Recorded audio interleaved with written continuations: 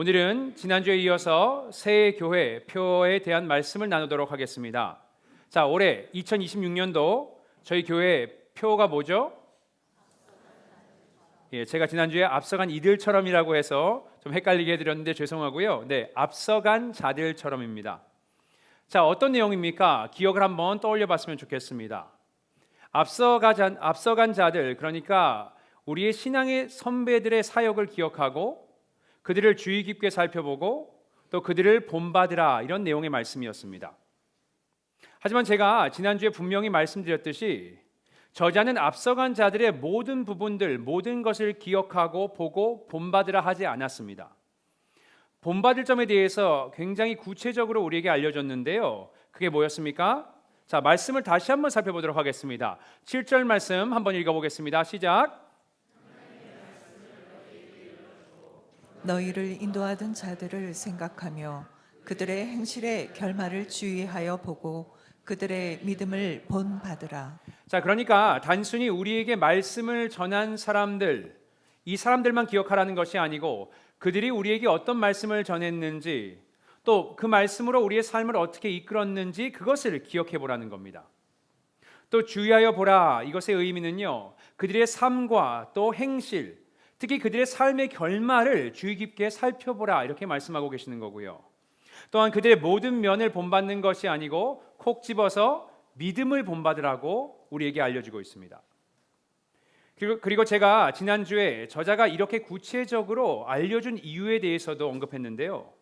아마 그것은 우리의 시선과 이목이 단순히 어떤 사람에게 집중되어 있는 것이 아니고 그 사람이 그렇게 할 수 있도록 그 배경에서 역사하신 그분에게 우리의 시선을 집중시키기 위함일 것입니다. 자, 그 앞선 자들에게 말씀과 소망과 믿음을 주신 분, 그분이 누구일까요?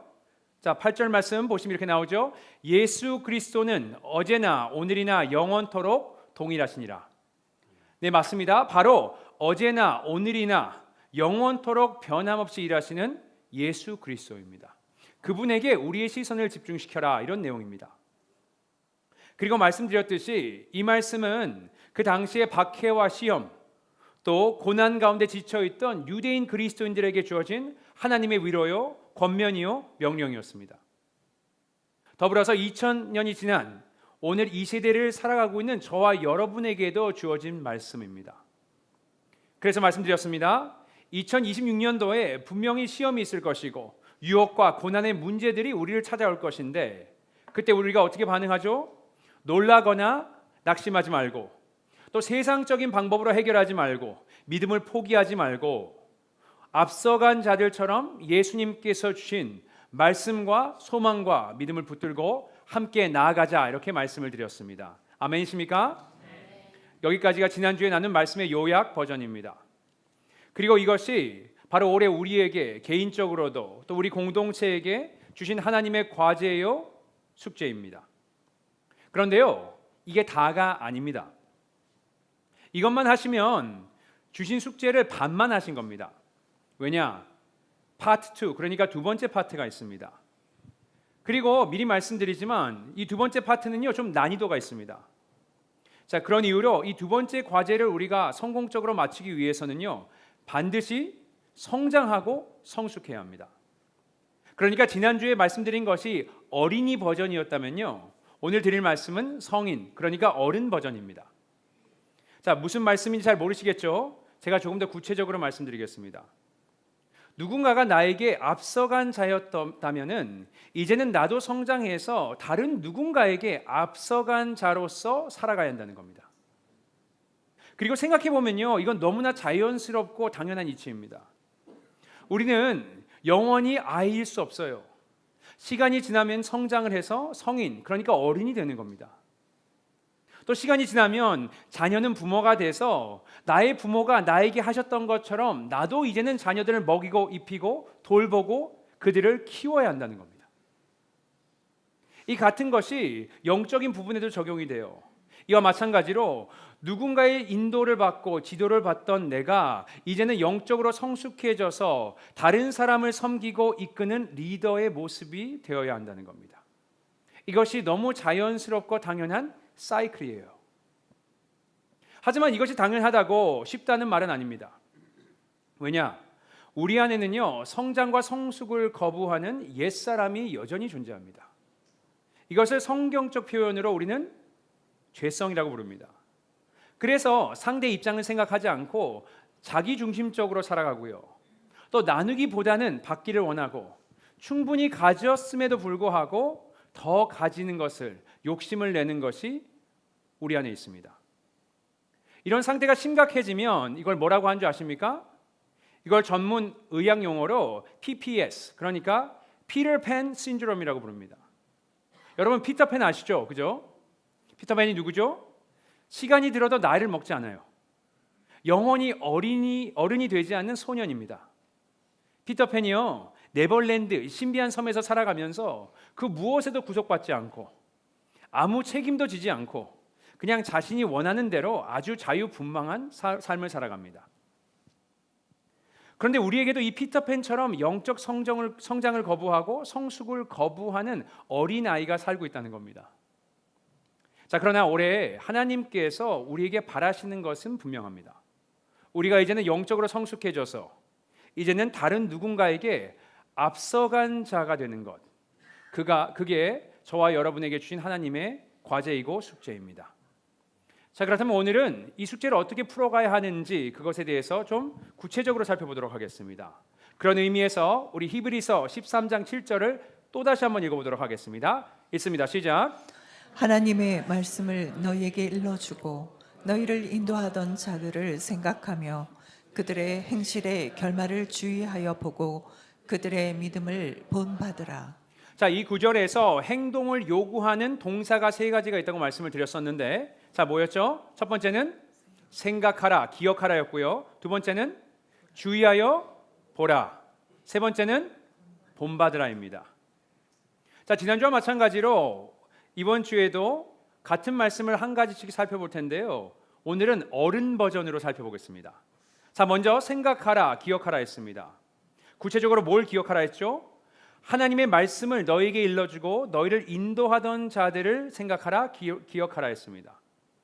이 말씀을 성숙한 어른 버전으로 본다면 이제는 내가 누군가에게 말씀을 전하고 말씀으로 인도하는 자가 되어야 한다 이겁니다. 여러분, 제가 지난주에도 언급했지만 이건 여러분 모두가 설교를 하는 목회자나 성경을 가르치는 교사가 되라는 의미가 아닙니다. 조금 더 폭넓게 생각할 필요가 있어요. 부모는 말씀으로 아이들을 가르치고 그들의 삶을 말씀으로 인도해야 하라는 것이고요. 남편과 아내는 말씀으로 그 결혼 생활을 redefine 하라는 이야기고요. 또 서로를 하나님의 말씀으로 권면하면서 섬기라는 의미입니다. 또한 우리 주위의 친구들이나 동료들에게 말씀을 바탕으로 권면하라 이렇게 이야기할 수도 있을 것 같습니다. 자, 그렇다면 여러분, 우리가 우리의 자녀들과 부모와 남편, 아내와 평소에 어떤 대화를 나누고 있는지 우리가 한번 곰곰이 생각해 봐야 할 것입니다. 또 교회 안에서, 직장에서 대화를 우리가 나눌 때 어떤 말들이 우리 입에서 나오는지, 주로 나오는지 우리가 한번 돌이켜 봐야 합니다. 자, 어떤 분들은요, 말씀을 하면 다른 사람의 뒷이야기를 하는 분들이 있을 수 있어요. 또 어떤 분들은 입을 열면 불평과 불만을 하시는 분들도 계실 수 있습니다. 또 그것이 아니라면 자기 자랑, 자식 자랑, 돈 자랑 하실 수도 있겠습니다. 또한 이야기를 하면 세상의 성공과 돈에 관한 이야기를 중심적으로 하시는 분들이 있을 겁니다. 자, 반면에요, 어떤 분들은 말만 하시면 하나님의 말씀이 나옵니다. 거기는 기도와 또 기도의 응답과 간증이 있고요. 이분이 입을 여시는 곳에는 그곳에는 항상 감사와 찬양, 회개와 위로와 격려가 임합니다. 그렇다면 여러분은 어떤 분이십니까? 여러분의 입에서는 주로 어떤 내용의 말들이 나오십니까? 우리가 돌아봐야 합니다. 하나님의 말씀입니까? 아니면 다른 이야기들입니까? 여러분 오해하지 마세요. 누구를 만날 때마다 성경 공부를 하라는 말씀이 아닙니다. 하지만 우리의 말의 중심에 하나님의 말씀이 항상 깔려 있어야 된다, 이런 말씀을 드리는 거예요. 여러분, 이것이 어른들의 말입니다. 이것이 성숙한 자들의 말입니다. 자, 더 나아가서 하나님의 말씀을 전하라는 것은 당연히 예수님을 모르는 자들에게 입을 열어서 복음을 전파하라는 의미가 있을 것입니다. 여러분, 제가 이런 걸 느낀 적이 있어요. 세상은 hungry, 그러니까 배고프구나, 굶주렸구나. 무엇이에요? 복음에, 예수에 굶주렸구나. 이것을 느낀 적이 있습니다. 제가 며칠 전에 어떤 성도님과 대화를 나눴는데요, 이런 말씀을 하시더라고요.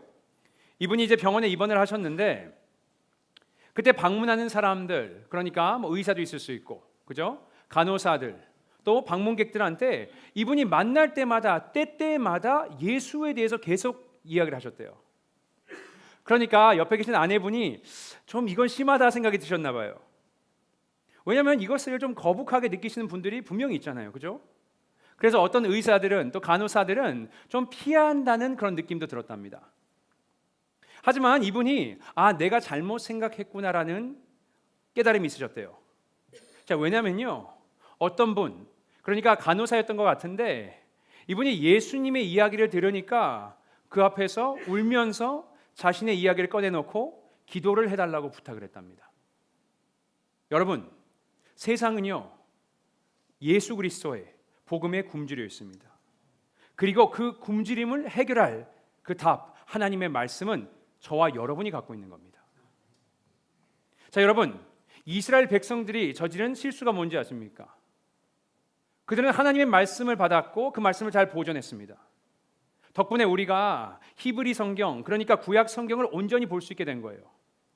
하지만 그들이 저지른 결정적인 실수가 있었는데요, 그것은 이방인들에게 하나님의 말씀을 전파하지 않았다는 겁니다. 그들 안에서만 나눴어요. 자, 바울이 이 점을 지적하면서 이렇게 이야기했습니다. 로마서 3장 1절에서 2절 말씀 보도록 하겠습니다. 있습니다. 시작.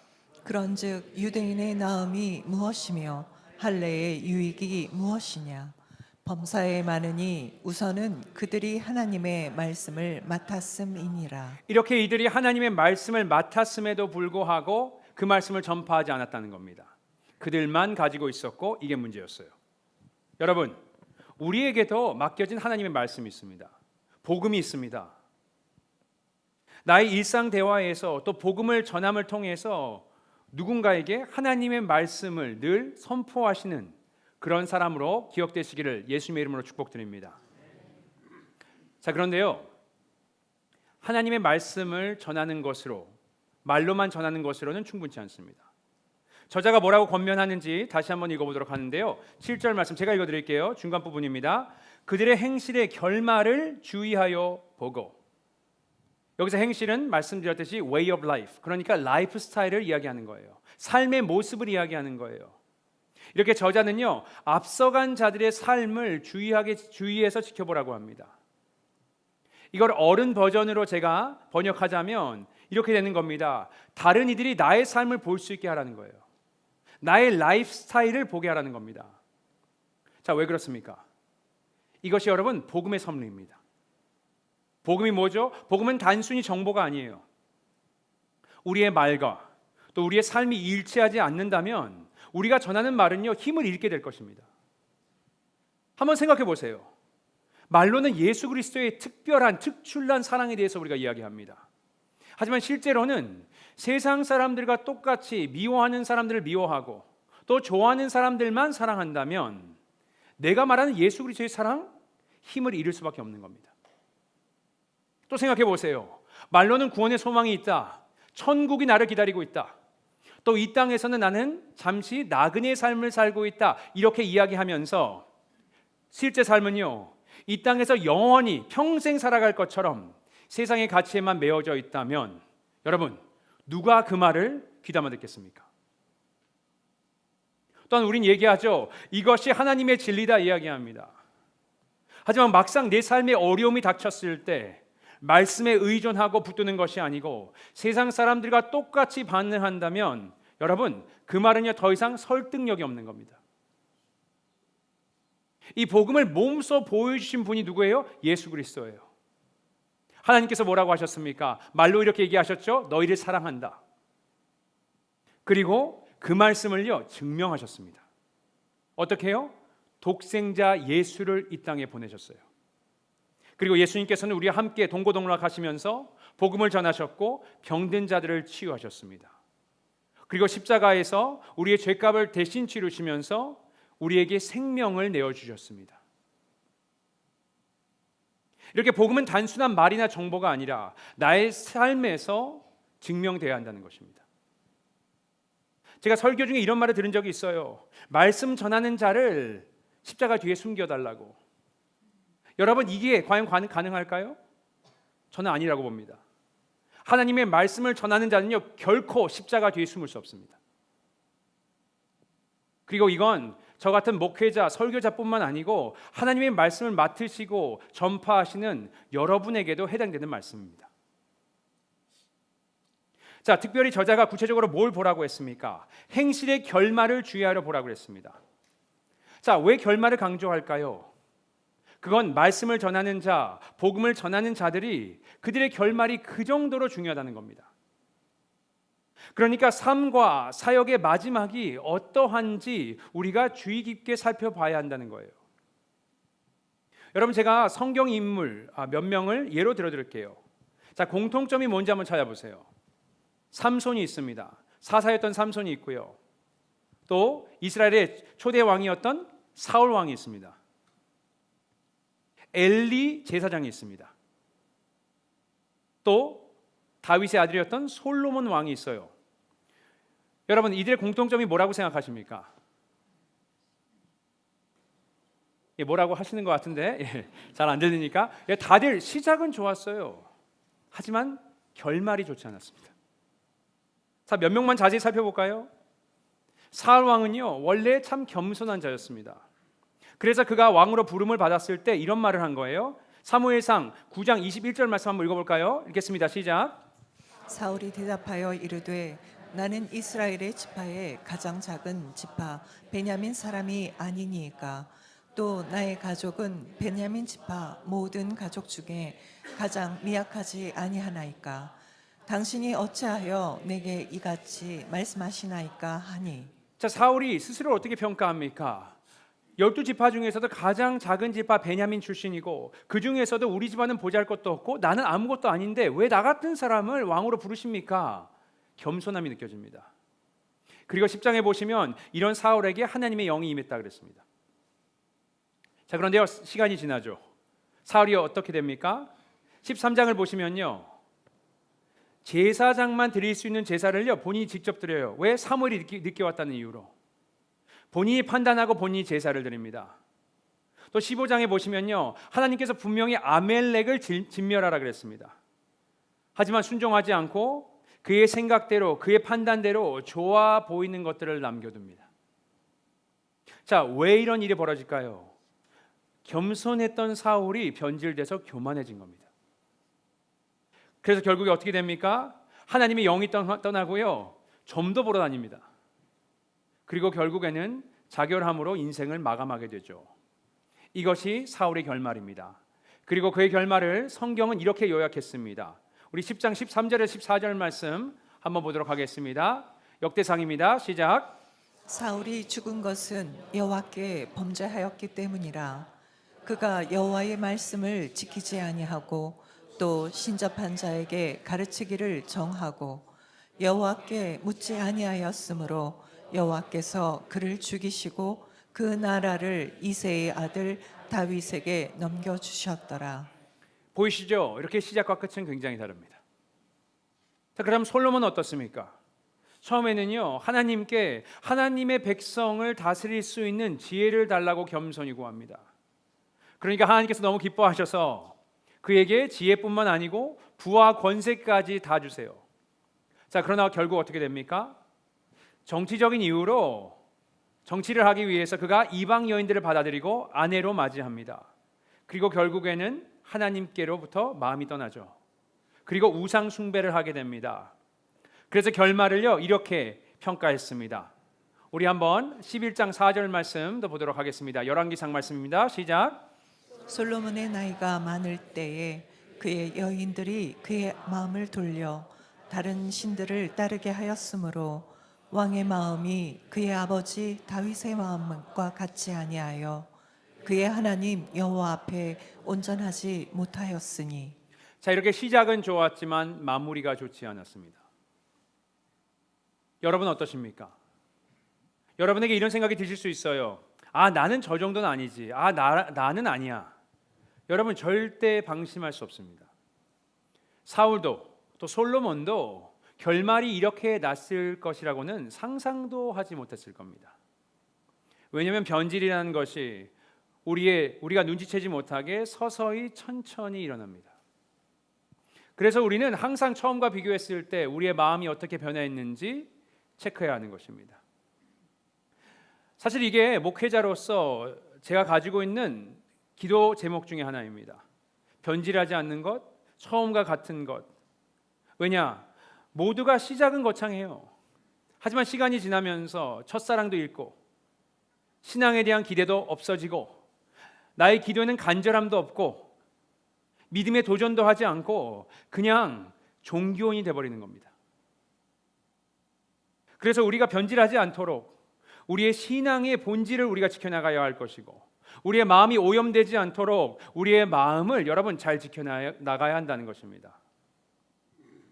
이렇게 말뿐인 껍데기 복음이 아니고 삶으로 말씀을 전하시고 또 마무리가 아름다운 사람이 되시기를 주님의 이름으로 축복드립니다. 자, 성경은 마지막으로 무엇을 하라고 합니까? 7절 마지막 부분입니다. 이렇게 나오죠. 그들의 믿음을 뭐라고요? 본받으라. 조금 더 성숙한 버전으로 풀어 말씀드리자면은 다른 사람들이 우리의 믿음을 본받을 수 있게 살아나가라는 겁니다. 자, 그럼 우리가 진지하게 고민을 해봐야겠죠. 나의 믿음 상태는 어떠한가? 여러분, 여러분의 믿음 상태 어떻습니까? 이것을 점검할 수 있는 한 가지 방법이 있다고 생각하는데요. 이 질문을 한번 해보세요. 나는 어떤 step of faith, 그러니까 나는 어떤 믿음의 도전을 하고 있는가? 내가 하고 싶은 것, 내가 잘하는 것, 그런 거 말고요. 하나님께서 하라고 하시는 그거 말입니다.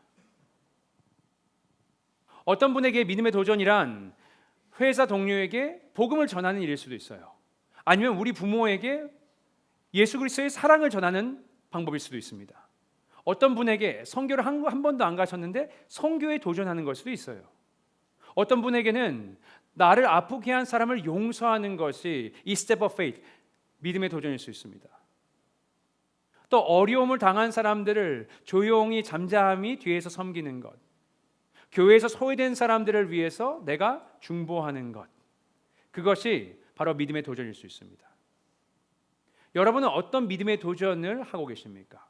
여러분을 불편해하고 여러분이 좋아하지 않는 것, 싫어하는 것 중에서 하나님께서 하라고 말씀하셔서 하기 싫지만 하고 계신 그 말과 행위는 어디에 있습니까? 여러분, 그게 여러분의 믿음의 상태입니다. 저도 올해 믿음의 도전을 하고 있는데요. 그 중에서 올해 가장 큰 믿음의 도전은 아마 볼리비아에서 킹덤 시리즈를 하는 것이 아닐까 생각이 들었습니다. 사실 말씀드리자면 정말 말도 안 되는 일이라고 생각합니다. 자신도 없고요, 걱정도 많이 됩니다. 설교를 하는 것부터 시작해서 소그룹 인도를 누가 어떻게 해야 할지, 언어의 장벽, 문화의 차이, 또 고산병도 있고요. 긴 이동 시간이 있습니다. 가는 데만 24시간이 넘게 걸려요. 그리고 50명이 넘는 참가자들을 어떻게 먹이고 재워야 할 것인지 정말 뭐 하나 쉽고 답이 나와 있는 것이 없습니다. 정말 하기 싫어요. 자, 그런데 왜 하냐고요? 제가 하고 싶어서 하는 것이 아니고 또 잘할 자신이 있어서 하는 것이 아닙니다. 이유는 하나예요. 하나님께서 가라고 하시니까 가는 것이고 하라고 하시니까 하는 겁니다. 하나님께서 책임져 주시겠죠. 여기 앞에 몇 분만 믿음이 있으신 것 같은데 아멘이십니까? 여러분, 그러니까 여러분이 어떻게 하셔야겠어요? 정말 기도해 주셔야겠죠. 그죠? 이건 아멘 하셔야 됩니다. 아멘. 오케이. 성도 여러분, 우리에게 익숙하고 편하고 안전한 일만 하지 마시고 주님께서 나에게 뭘 하라고 하시는지, 어떤 도전을 하며 살아가라고 하시는지 한번 하나님의 음성을 들어봐 주세요. 그리고 여러분, 그 말씀에 순종해서 살아가 보세요. 여러분, 그럼 무슨 일이 벌어진지 아십니까? 하나님이요, 예수 그리스도가, 이 안에 있는 책에 적혀있는 예수 그리스도가 실체를 볼 수 있게 됩니다. 아, 하나님이 살아계시는구나, 오늘 나의 삶에서 역사하시는구나, 이 역사하시는 하나님을 만날 수 있게 됩니다. 여러분, 하나님께서 올해 우리에게 중요한 과제를 주셨습니다.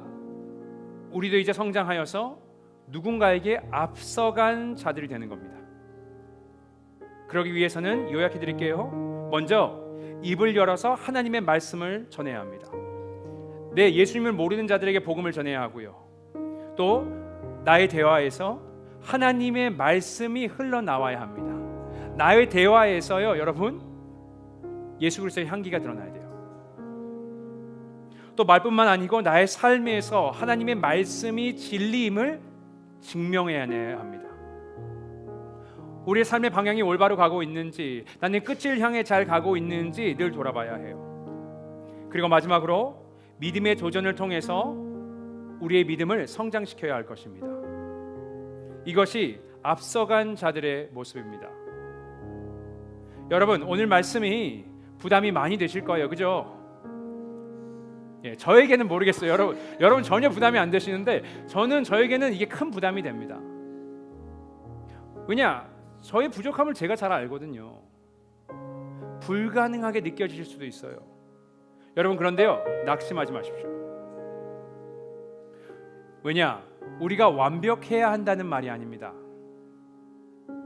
그 누구도, 하나님도, 성도들도, 아니 세상 사람들도요, 그런 것을 요구하지는 않습니다.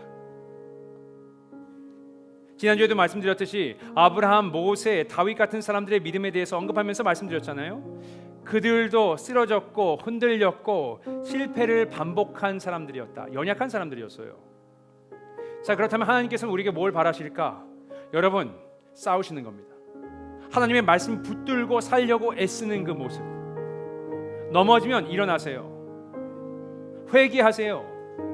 하나님께로 돌아오는 모습, 이것을 보고 싶어 하시는 겁니다. 죄와 나의 연약함과 성령의 능력으로 싸워 나가시는 모습을 보고 싶어 하시는 겁니다.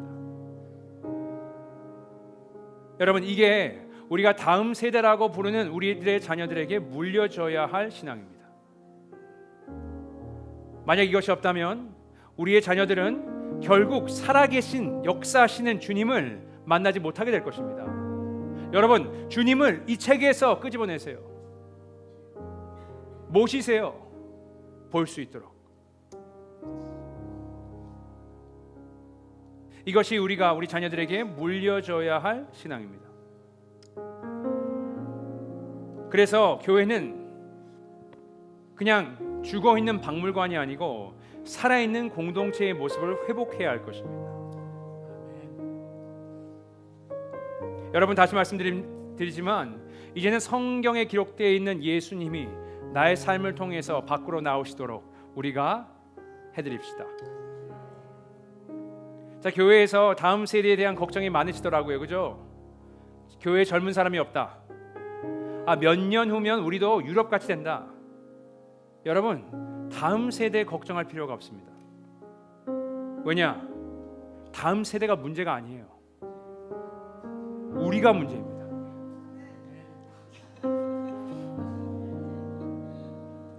우리가 회복되면요, 그들도 자연스럽게 회복되는 것입니다.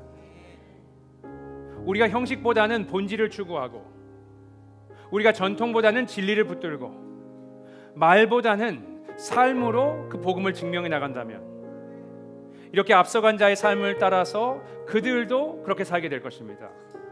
여러분, 다음 세대 걱정하시지 마시고요, 여러분과 저만 걱정하시면 됩니다. 여러분만 잘하세요. 저만 잘하겠습니다. 이렇게 올해는 우리의 말과 우리의 삶, 우리의 믿음의 도전을 통해서 누군가에게 앞서간 자들, 성숙한 자의 삶을 사시는 저와 여러분 되시기를 예수님 이름으로 입이 꼬였는데 예수님의 이름으로 축복드리겠습니다. 이 시간 오늘 우리에게 주신 말씀 묵상하면서 함께 나아가도록 하겠습니다. 우리 하나님께서 우리에게 주신 숙제를 생각해 봤으면 좋겠습니다. 내 말에 향기가 있는가? 예수 그리스도가 드러나는가? 나의 삶에는 예수가 드러나는가? 나는 믿음의 도전을 하고 있는가? 이것을 우리 생각하면서 우리 시간 함께 묵상하도록 하겠습니다. 묵상하십니다.